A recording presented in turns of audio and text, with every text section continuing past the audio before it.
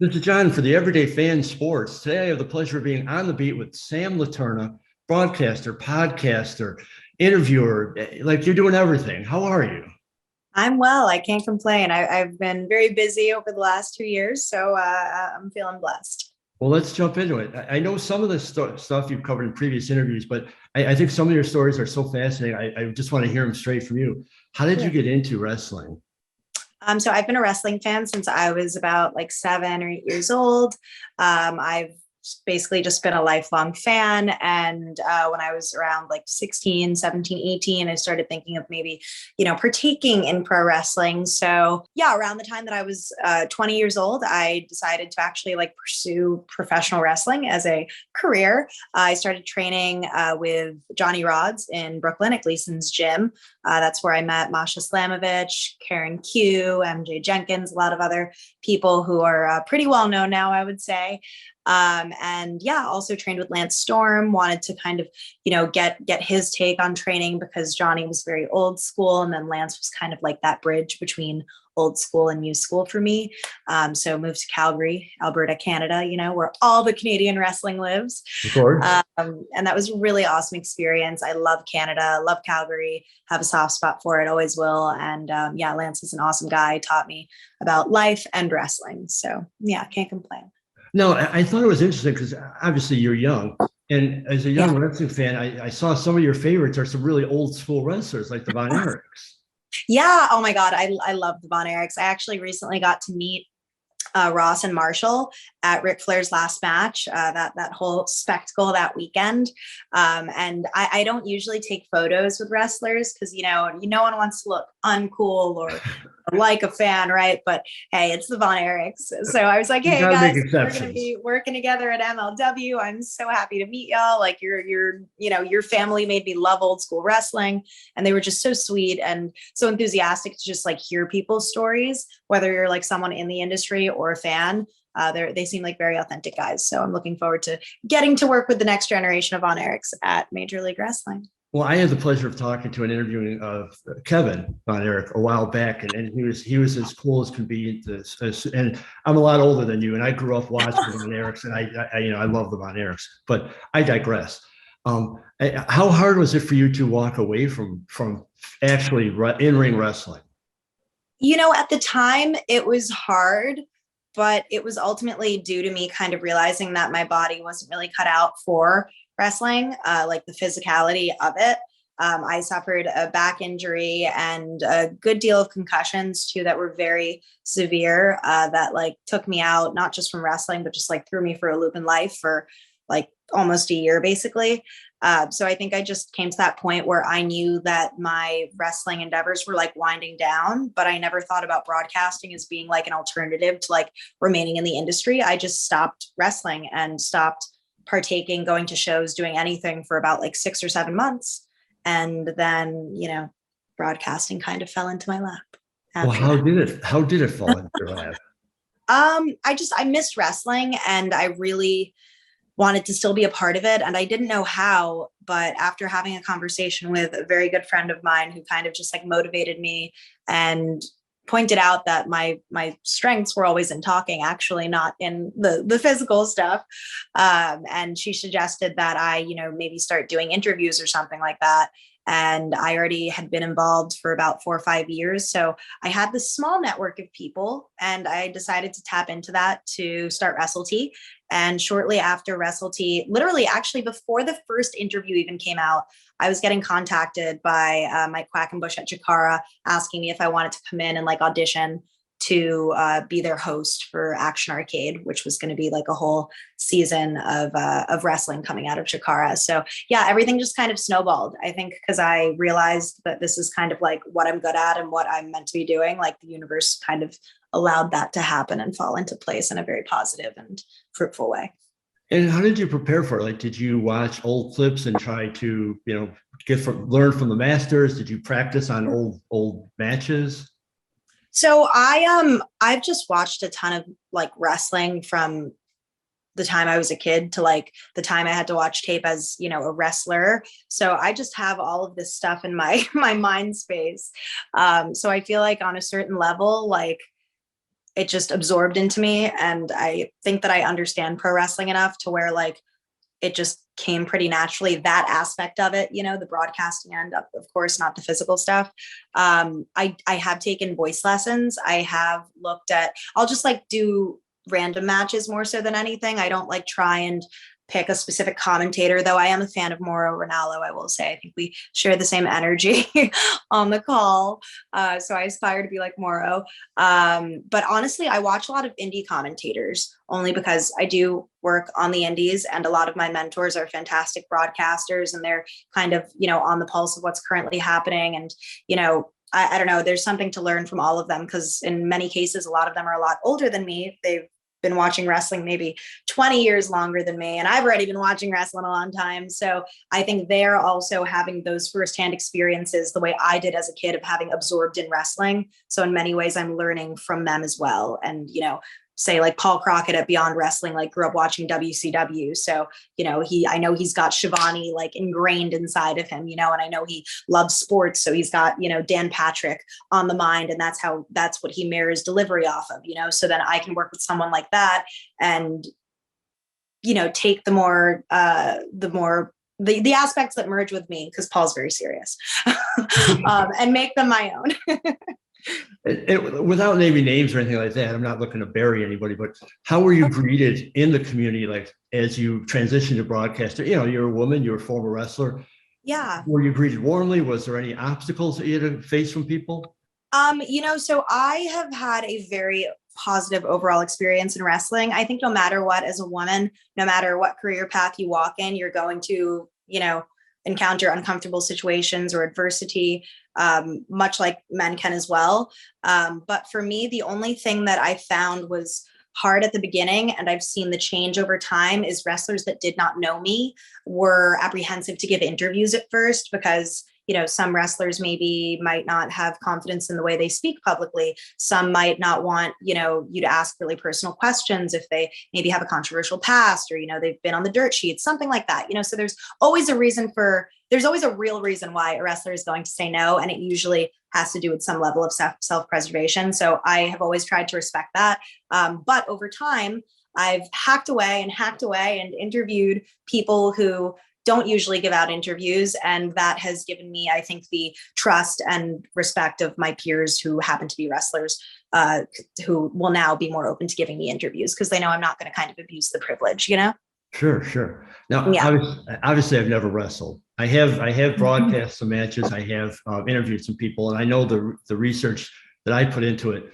From your standpoint, which required more effort, more work, preparing for a match or preparing to either broadcast or interview a wrestler?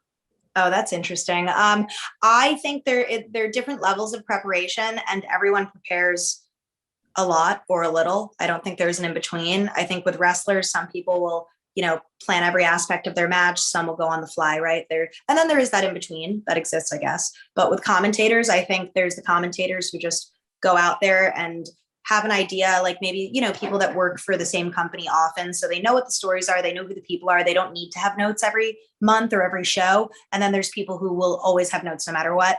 And I'm one of the people that likes to have notes. But I've learned to kind of find that happy medium between not like looking at the notes and relying on them so strongly, you know?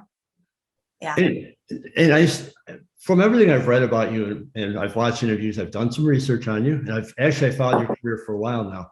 Everything you do, and I mean this totally as a compliment, everything you do seems very well thought out, very, very well planned. You don't just jump into anything. I know with Wrestle T, you've changed the concept a couple of times, but there was always reasons behind it. You always explain the reasons. How do you balance doing, like, furthering your career with doing just what you want to do or just what is fun? I think that the more and more involved one gets in wrestling, the less and less fun it can be if you allow it. So it's about keeping it fun. But for me, I try and always keep it wrestling centric. Like my interviews are always centered around wrestling, whether we're talking about like history or wrestling theory, or more so than anything, the person I'm interviewing, I really just want to give a different insight into who they are to the fans.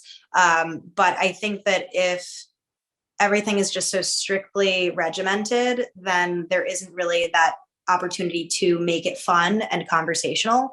And I think that's like the biggest, hurdle that any broadcaster or podcaster has to, get past, is just being conversational and being able to go with the flow. Because I'm sure you've had situations where interviews just go off the rails and it's kind of hard to reel someone back in, right? So, yeah.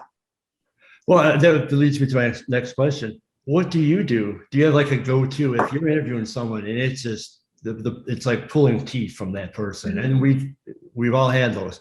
What do you do? Like, do you usually just try to keep it short and simple? What is your tactic in that?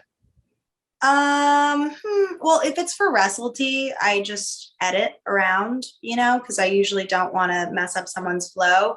But if it's getting to the point where we are just rambling, I usually try and just connect the dots from like what this person is talking. It goes from like what I was asking about to what they are talking about in the moment, to how can I connect that either back to what I was talking about or segue into like another speaking point that I wanted to cover. So I think of it very strategically, but also like they are primary talent. So you have to respect the fact that they also might have something to say, whether it's long-winded or not. But also, I think that, I don't know, I just think that at least with broadcast interviews, I'm very good at like wrapping things up, but it's a different environment that there's more formality than for podcasting. So like, I'm very into like being like, all right, well, back to you at whatever. And wrestlers don't get offended. And if there's something that's important enough that has to be said, we know that it has to be said. They'll say it, we give them their time. So with Wrestle T, what is the latest news on what you're doing with Wrestle T? So Wrestle T, I love Wrestle T so much. It's literally what gave me my start. And at the moment, I can't really say that I have a cut and dry plan for Wrestle T moving forward, because over the past year, my concentration has been on broadcasting and increasing my following and my brand with that. So I haven't always had the time to edit and, reach out for interviews, because I'm just doing so many other things that right now are really like demanding my attention. But right now, Wrestle T is still an interview platform. I do have some things that I've been workshopping in terms of little content pieces that I can put out that are not interviews, that have to do less with like current events, because I know that I tried to do Wrestle T News previously and I quite frankly just hated it. I thought it was boring. I did about 2 episodes. Then I was like, this is not for me. There are people who do that, who, cover the news and stuff, like, Sean Ross Sapp and Denise Salcedo, all of these tremendously talented journalists. But I am a broadcaster. So it didn't resonate for me. So just know that whatever I do on Wrestle T next will be something that resonates with me. And I think I have a good pulse on indie wrestling. So it should resonate with you too. No, I love it. I love the fact that you tried it. You knew you didn't like it. You changed it, and you've told everybody, hey, I'm changing it because I didn't like it. I think that's a really valuable lesson. And I'm really glad you put it out there, because there are even younger than you, there are younger, broadcaster, journalists, whatever out there who might be afraid to do that. And seeing somebody like you go, hey, I'm changing the path. I think that's fantastic that you did that. Thank you. Speaking of changing paths, because your personality, you've got a wonderful personality. It's outgoing. You have total charisma. Is there any possibility of acting in your future? Ooh, I've been asked this a number of times, just because I have a very expressive face, from what I understand, and a little bit of an animated personality. Yes, I don't have an interest in acting. If it were to arise where someone came to me with a legitimate opportunity, I would take it. But right now, my interest is just being the best pro wrestling broadcaster I can be, and one day working on television for a pro wrestling brand, whichever that may be at the time.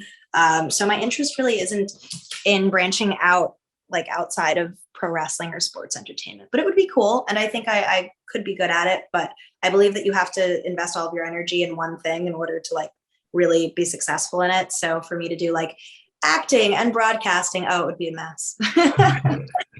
Well, hopefully down the line there will be some. I think you'd be fantastic at it. You've wrestled, you've broadcast, you've interviewed, you've been obviously like behind the curtain, so to say. Has that changed your view of wrestling? Has it changed your love in a way, and not necessarily for the worse, but has it changed it in any way? It has 100% changed my view of professional wrestling, not like my view of it at my core, because that will never change. I think I've been witness to a lot of really cool moments that, 5, 10, 15, 20 years from now, I'll be like, wow, was I like really at Ric Flair's retirement match? Was I like a part of this whole weekend? Like just things like that, where my younger self would be so proud and also just surprised that these things are happening. Never in my wildest dreams would I have thought that any of this would be happening. So I don't know, just maintaining positive about it while also understanding more and more, like, this is a business first and foremost, and there are no time for games, just like any other field. I'm a woman in a male dominated field, and I'm an extremely competitive person. And at the end of the day, I'm keeping my eyes on the prize, which is for me to be the best that I can be, male or female, and keep chasing opportunities that I want, that I know I deserve. So, yeah. And you've touched upon it, but when you're actually doing an interview with somebody, like I know years ago, I interviewed Roddy Piper. And cool. To me, like Roddy to me was the best ever. And as I'm interviewing, I almost got lost in it because I went like, I'm standing next to Roddy Piper interviewing him. This is crazy. He called my house. This is insane. But anyway, do you, like when you're interviewing somebody or when you're broadcasting, does it go through your mind like, wow, I'm doing what I really dreamed about doing? Yeah, like I guess there's just some people that, obviously with you, it was Roddy Piper when you were a kid, obviously one of the greatest of all time, objectively. But there's some people that you never think that you'll like meet in person and then get to exchange, like make a professional exchange with on like, like a business level. It's not like me meeting like, Lita as a fan. Like, no, I am here interviewing Lita. And like Lita said, she's giving me a minute. So it's like do or die right now. Like the fan in me is like, wow, this is so cool. But then the professional in me is like, I can't mess up this opportunity. It's freaking Lita, I know that feeling. Stuff like that. Yeah, exactly. Of course, with Piper, I would have, oh my God, I would have just gotten so wrapped up in all of his whole spiel. Well, I kind of have the feeling now with you. I'm like, okay, I mean, this is really cool. You are one of the young and up and coming journalists in the field, and it's fantastic. I'm very excited to do this. Speaking of things that you're doing, you recently joined the broadcast team of MLW. Yes, I did. Can you talk a little bit about that? Yeah. So I worked one show for MLW at the end of June, I believe, of this year. And Jared from MLW had just reached out with, a feeler like, hey, would you maybe like to do our New York show? And I was, of course, elated because I had been looking for some sort of opportunity that had to do with like, TV and kind of learning the ropes on that end backstage and stuff. So yeah, when I got there, I was in a familiar venue, Melrose Ballroom, which was awesome. Thankfully, I knew a lot of the guys in the back, so it felt like a very comfortable environment for me. Everyone was super professional. I came dressed to impress, and I did very well, I think, that day, just because I was on it. Like when I get razor focused, I am do or die when I get razor focused. And I had fantastic people to interview as well. Good stories to tell. So yeah, MLW is doing a lot of really, really cool stuff. And while I am still freelance at the moment, I am the interviewer / backstage correspondent for MLW. And I look forward to working with that company and getting to learn from all of their broadcasters there, because they have a really, really awesome all-star team. And aside from that, aside from obviously, broadcast for them, you're doing freelancing, is there any other projects that you're working on that you might be able to talk about? Or do we just have to keep following you to get the scoops? Right now, there's nothing that I can actively talk about. Something I'm excited about, though, is I will be making my debut for Women's Wrestling Army, which is Maria Kanellis's promotion. I know it was already announced that I'm like their new interviewer, so super excited about that. Maria's all about women's empowerment. So next show, I believe, will be in the next like 4 to 6 weeks. It hasn't been announced yet, but keep an eye out for that because Maria's doing awesome things. And I'm super excited to be working with that broadcast team alongside people like Alyssa Marino, who's a friend of mine and also tremendously talented broadcaster. Do you know if that'll be in the Chicago area, or is that not? It could be. I don't know where Okay. where it's going to be next. Actually, their last taping was in Chicago. I was there. That's why I got really So excited when you said that. I don't know if you saw, like I almost jumped out of my chair because it that could show be. was Very good fantastic. chance. Very good chance. Because I can't say. I apologize, No, but I no. also don't know where the next city is. Okay. But there's based on like past events, very good chance it could be in Chicago. No, I have to say, because I was at that show and my friend and I were there and we were covering for a couple of different sites. And Nice. that was the best independent show, man or woman, I've ever seen. Yeah, great production value. All the ladies are kicking butt, working really hard. There was no weakness. And adding you to it now is going to make it that much better. So fantastic.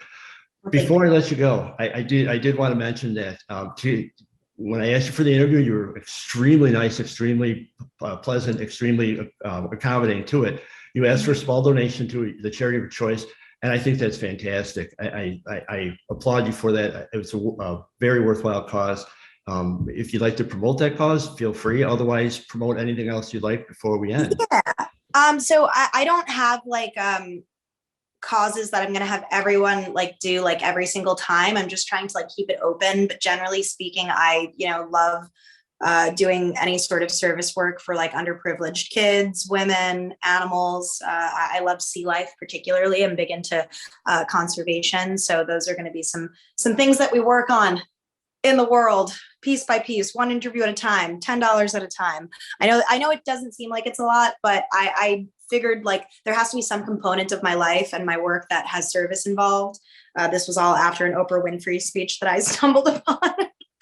But yeah, so I don't know, just help me help people. And yeah, let's do it together. I'm always open to interviews as long as I have the time. I think it's really weird that people want to interview me because I'm usually on the other end, but I'm flattered and I'm here for it. So yes.